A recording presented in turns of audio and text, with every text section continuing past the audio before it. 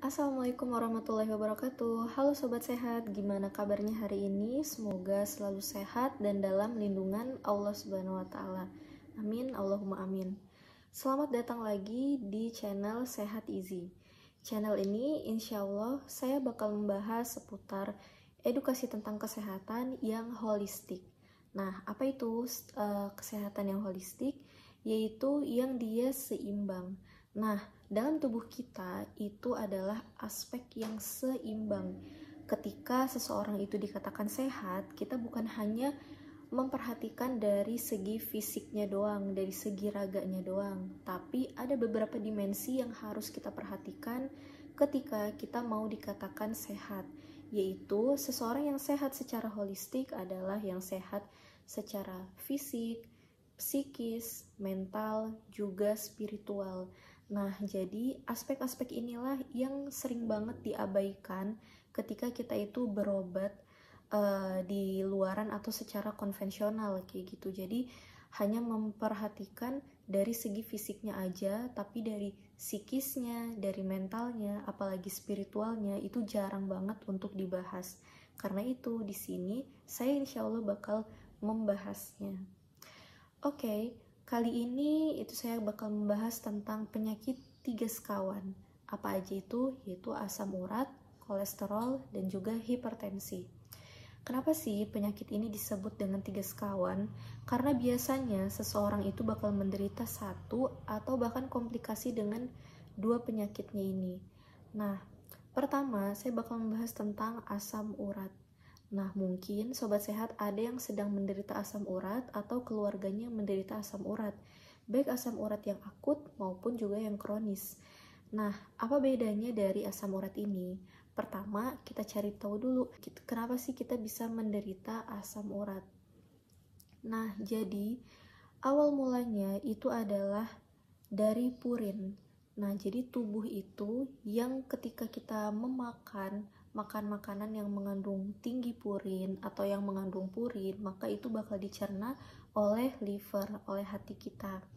Nah, ketika dalam proses pencernaan itu, liver bakal memproduksi yang namanya asam urat atau uric acid. Nah, uric acid ini ketika diproduksi, ini tuh adalah produk limbah atau buangan yang harus dibuang melalui ginjal. Nah, itu dalam keadaan normal. Jadi asam urat itu harus dibuang melalui ginjal atau melalui urin gitu ya, melalui buang air kecil. Nah, ada beberapa kondisi yang mengakibatkan jumlah asam urat dalam tubuh itu dia tinggi atau dinamakan hiperurisemia. Nah, kenapa tinggi jumlah asam urat dalam tubuh atau dalam darah? Karena akibat makan makanan yang kita konsumsi, seperti daging merah, kemudian sayur-sayuran hijau, minum-minuman beralkohol, dan lain-lain yang itu mengandung tinggi asam urat. Dan selain dari minuman atau makanan yang tinggi, atau dari beverage ya, dari produk-produk olahan yang tinggi asam urat, termasuk dengan junk food, keadaan dehidrasi. Nah, dehidrasi ini disebabkan karena juga bisa jadi makanan, salah satunya minuman yang berkafein, teh, kopi. Ketika terlalu banyak kita konsumsi, maka itu bakal mengakibatkan dehidrasi. Nah, dehidrasi ini dari sifat diuretik di dalam kafein. Nah, diuretik dalam kafein menyebabkan seseorang itu bakal pipis-pipis terus atau buang air kecil dengan frekuensinya lebih tinggi.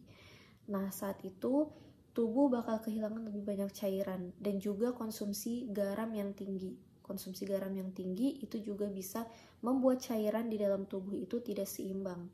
Nah, saat itulah ketika cairan di dalam darah itu berkurang karena dia tadi ada sifat diuretik tadi yang menyebabkan pipis-pipis terus, itu kan bakal keluar cairan lebih banyak tuh. Nah, akhirnya asam urat di dalam tubuh itu meningkat dan lebih banyak. Nah, dan dari asam urat yang meningkat ini karena darah itu kan mengalir melalui pembuluh darah, baik pembuluh darah arteri, vena, juga perifer. Nah, asam urat kebanyakan itu menumpuk di dalam pembuluh darah perifer atau pembuluh darah tepi. Pembuluh darah tepi itu biasanya terdapat pada telapak tangan dan juga telapak kaki, yaitu pembuluh darah dia tuh yang kecil-kecil yang berada di luar gitu, yang ada di permukaan tubuh. Nah, selanjutnya ketika si asam urat ini tuh menumpuk di dalam tubuh, maka dia akan mengakibatkan peradangan sendi. Nah, dan peradangan sendi ini seperti tadi gitu kan, menumpuknya di pembuluh darah perifer, maka biasanya bakal menyerang sendi-sendi tangan atau kaki, atau yang paling sering itu adalah pada jempol kaki. Nah, coba teman-teman cek ya, coba sobat sehat cek apakah menderita asam urat yang berada di jempol kaki. Untuk asam urat ini akan mengkristal menjadi jarum-jarum yang sangat sakit ketika dia menumpuk. Nah, dan ini adalah dinamakan asam urat akut. Ketika asam urat akut ini nggak diobati dengan baik, maka akan mengakibatkan terbentuknya tofus atau dia jaringan gitu, akan membentuk gumpalan, dan itu bakal menambah rasa nyerinya. Jadi ada rasa swollen atau bengkak gitu kan, merah, meradang, dan rasa nyeri. Bahkan dengan terbentuknya tofus ini, itu bakal membuat perubahan dari postur kaki itu sendiri. Jadi karena bengkak, maka dia tuh bakal menyerong kayak gini gitu, dan itu bisa mempengaruhi postur kaki, dan ya bahaya banget sih kayak gitu. Nah, jadi di situ ya itu bakal menimbulkan asam urat yang kronik.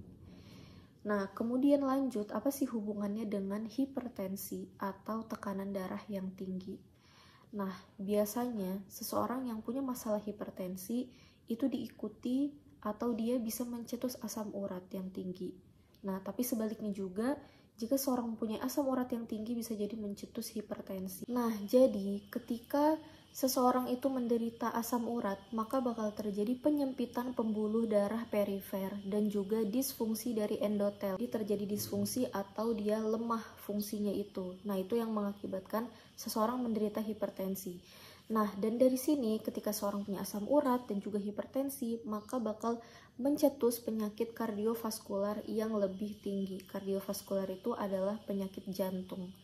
Sedangkan jantung itu sangat penting banget gitu kan untuk sebagai proses atau untuk membawa darah dan juga oksigen ke seluruh tubuh untuk diantarkan melalui pembuluh darah. Maka pastinya fungsi dari jantung ini bakal terganggu banget.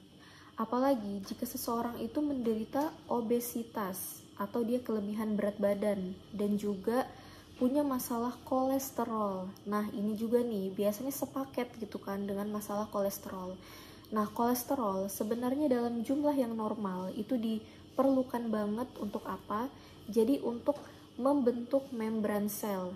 Nah, untuk mengkokohkan membran sel. Jadi, tubuh kita ini kan adalah kumpulan dari sel-sel ya dalam tubuh. Nah, itu ada pembentuknya, dan itu pembentuknya itu adalah kolesterol.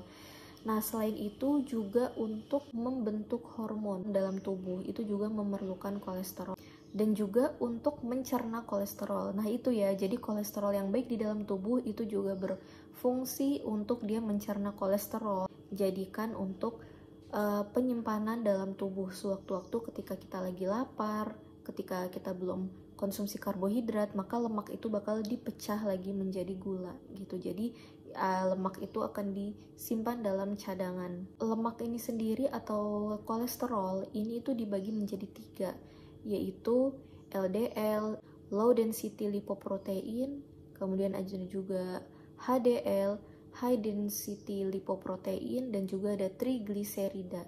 Nah, yang bagus itu adalah yang lemak HDL. Sedangkan yang LDL dan trigliserida ini adalah yang tinggi kolesterol atau lemak yang jenuh yang tidak dibutuhkan atau yang membahayakan tubuh. Nah, jadi HDL ini tuh membawa LDL ini gitu kan untuk keluar dari dalam tubuh gitu. Jadi seperti diangkut gitu. Jadi kita harus memperbanyak lemak HDL ini di dalam tubuh kita. Dengan meningkatnya kadar kolesterol di dalam darah kita, itu bisa mengakibatkan penumpukan plak gitu kan pada pembuluh darah. Karena sifat dari LDL ini yang dia itu seperti lilin gitu kan, yang menyerupai lilin berwarna putih, dan itu bisa dia menyumbat di berbagai pembuluh darah di dalam tubuh kita. Jika dia tersumbatnya di dalam otak gitu kan, pembuluh darah otak, maka bisa mengakibatkan stroke iskemik. Jika dia kemudian itu terlalu besar kemudian dia pecah, maka stroke hemorrhagic, atau dia bisa hanya menyumbat pembuluh darah di jantung dan itu bisa mengakibatkan jantung koroner. Nah, jadi itu memang bahaya banget ya. Dan juga kolesterol ini bisa menumpuk dan mengakibatkan lesi atau dia itu ada kayak luka gitu di pembuluh darah. Nah, dan ini bisa menyebabkan bakteri, kuman, dan virus itu bisa menempel di situ gitu kan, dan jadi makin parah itu. Nah, jadi bagaimana solusinya untuk 3 penyakit sekawan ini? Pastinya itu kita merubah gaya hidup. Ya, karena ini adalah penyakit degeneratif atau dia yang menua gitu, yang dia semakin lama itu semakin parah gitu, dan kita juga kadang-kadang nggak terasa gitu kalau menabung penyakit itu, dan biasanya terjadi di waktu nanti lebih tua gitu kan, sekitar 40 atau 50 tahun. Cuma sekarang di masa seperti ini dengan makanan yang berbagai rupa itu anak muda pun udah beresiko untuk menderita penyakit 3 sekawan ini. Nah, jadi penting banget untuk kita menjaganya dengan asupan antioksidan yang lebih banyak ke dalam tubuh kita. Antioksidan bisa didapat dari buah dan sayuran, tentunya sayuran hijau gitu, dan dikombinasikan dengan yang berbagai warna. Kemudian minum air yang lebih banyak. Nah, air ini tuh akan memberikan lagi cairan yang lebih kepada tubuh gitu kan, sehingga asam urat ini bakal dikeluarin melalui urin, tapi tubuh kita juga tetap terhidrasi. Kemudian juga bisa menurunkan kadar kolesterol dalam darah, juga bisa menurunkan tensi. Kemudian olahraga. Nah, olahraga ini bagus banget untuk menjaga kesehatan jantung. Olahraga kardio atau olahraga apapun, mau jalan, mau lari, apapun olahraganya, yang penting badan ini digerakkan. Nah, jadi dengan digerakkan maka jantung itu bakal punya kekuatan lebih untuk memompa darah ke seluruh tubuh, sehingga pastinya pembuluh darah kita dan tubuh kita itu bakal sehat. Kurangi konsumsi garam. Nah, jadi garam ini kan bisa mengakibatkan ketidakseimbangan cairan di dalam tubuh. Jika dikonsumsi terlalu berlebihan, maka garam, kemudian gula ini juga beresiko seseorang ketika mengalami peradangan, maka gula ini bisa menambah peradangannya menjadi lebih parah. Jadi benar-benar dibatasi banget konsumsi garam dan gula jika Anda memiliki penyakit 3 sekawan ini. Hindari merokok. Pokoknya kebiasaan yang dia tuh bad ya. Merokok, minum minuman beralkohol, minuman soda tinggi gula, yang itu nggak bagus juga dan juga mengandung purin tinggi. Konsumsi jeroan gitu, gaji, daging merah itu dibatasi konsumsinya. Kemudian rutin untuk konsumsi minyak zaitun 2 sendok makan setiap hari. Nah, minyak zaitun ini tinggi antioksidan dan dia bisa membantu untuk meluruhkan kolesterol di dalam darah kita. Jadi dia bakal menambah lebih banyak HDL di dalam tubuh. Nah, selain dari minyak zaitun, bisa juga konsumsi buah alpukat, VCO, pokoknya lemak-lemak yang sehat, seperti mengganti minyak goreng dengan minyak canola ataupun sunflower oil. Dan juga konsumsi habatus sauda. Nah, habatus sauda ini akan meningkatkan antioksidan di dalam tubuh, yaitu dengan zat aktifnya timokuinon. Nah, jadi ini habatus sauda yang grade E, yang dia murni habatus sauda 100%, dan itu bisa membantu untuk bisa menstabilkan tekanan darah, asam urat, dan juga kolesterol tadi, dan berbagai penyakit degeneratif. Nah, untuk penanganan kolesterol itu sendiri, itu bisa konsumsi ini, kolesterol. Nah, jadi ini bisa disinergikan dengan habatus sauda grade E. Ini bagus banget untuk mengurangi atau menstabilkan kolesterol dan juga tekanan darah. Nah, kemudian jika Anda mengalami pengentalan darah, itu konsumsi lancar darah. Lancar darah ini 100% herbal dengan nanoteknologi yang dia membantu untuk menstabilkan tekanan darah, kemudian juga melancarkan darah jika terjadi pengentalan darah. Tapi ini nggak boleh dibarengi dengan pelancar darah yang Anda konsumsi, namanya yang Anda miliki, yang kimia sintetis ya. Nah, kemudian untuk asam urat itu ada spesialisnya sendiri, yaitu ini, rematik. Jadi ini rematik ini bagus untuk asam urat dan juga rematik.